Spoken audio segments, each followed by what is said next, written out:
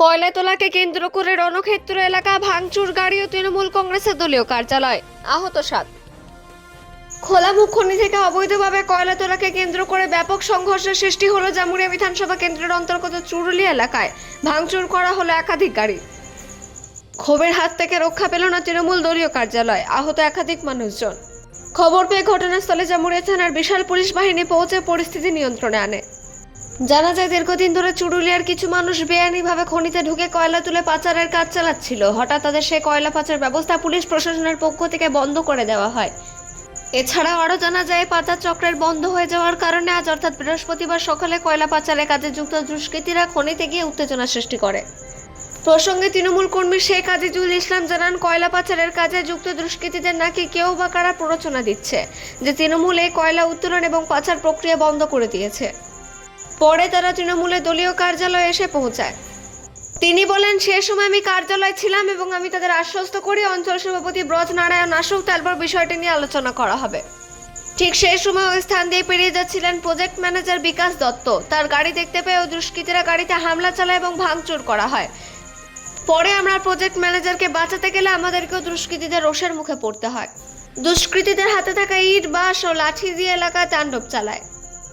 নিমেষে পরিস্থিতি উত্তপ্ত হয়ে যায়, কিন্তু মানুষ ঘটনার প্রতিবাদ করতে গেলে তাদেরকে হামলার শিকার হতে হয়। শুরু হয় ইট বৃষ্টি। ভাঙচুর করা হয় 4 চাকা এবং মোটরসাইকেল গাড়ি। পাশাপাশি তৃণমূলের দলীয় কার্যালয়ের ভেতরে ঢুকে একাধিক আসবাবপত্র ভাঙচুর করা হয়। বর্তমানে এলাকায় টানটান উত্তেজনা রয়েছে, পুলিশের কড়া নজরদারি। আসানসোল থেকে অজিত মেসা, রিপোর্ট নিউজে।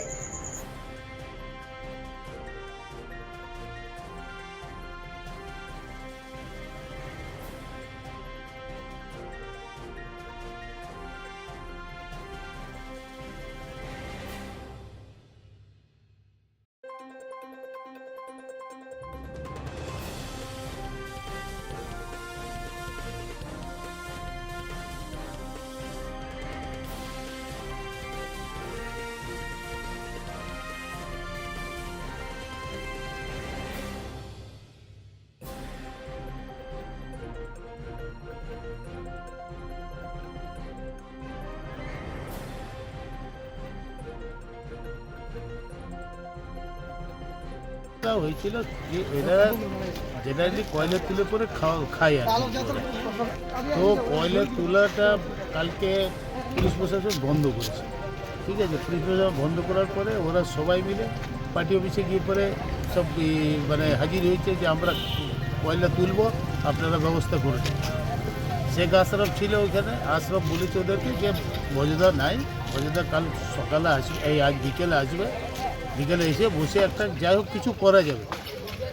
In the mean time project manager যে যাচ্ছিল বিকাশ দত্ত, তার গাড়িটাকে ভাঙচুর করে ওরা। ভাঙচুর করার পরে এই আশরাফ বিকাশ দত্তকে বাঁচাইতে গিয়ে পরে মুচিপাড়াকার ছেলেগুলো তাদের সাথে যোগ দিয়ে কোনোরকম প্রজেক্ট ম্যানেজারকে বাঁচিয়ে নেয়। প্রজেক্ট ম্যানেজারকে বাঁচিয়ে দিয়ে যাওয়ার পরে ওরা যথেচ্ছ ডেলাডেলি শুরু করে দেয়, ঢিল মারতে থাকে। আমাদের এক ছেলেকে মেরেছে, এখানে যে 4-5টা গাড়ি ছিল সেগুলোকে ভেঙে দিয়েছে। তা ভেঙে দেওয়ার পরে তারপরে ওরা মুচিপাড়া পুরো চেপে গেছে। এবারে মুচিপাড়া চাইছিল না ঝামেলাটা হোক, কিন্তু যখন পাড়া চেপে গেছে তখন মুচিপাড়া ওদেরকে তেড়ে পার করে দিয়েছে। ইন্ডিমিটাই পুলিশ এসে মানে অবস্থার ইয়েটা উন্নতি ঘটায় এবং তার সাথে সাথে পার্টি অফিসটাকেও ভেঙে দিয়েছে। চেয়ার সমেত একদম যা যা ছিল আলমারি উল্টে দিয়েছে, পোল ভেঙে দিয়েছে, সমস্ত কিছু করে দিয়েছে।